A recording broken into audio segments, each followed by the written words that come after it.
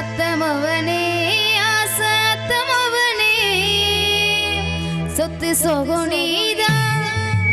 அத்தமவனே மாமமவளே ஏ மாமமவளே தம்பி கொண்டாடி தானே மனசுக்குள் நீதான் ஏ மாமமவளே எப்பொழுதும் என்ன வந்து சேரு மச்சானே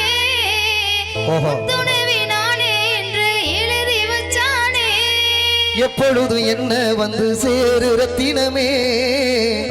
எப்பிறப்பும் நீயே என்று எழுத சொல்லணுமே உன்னை பிரிஞ்சாலும் விடுவேனே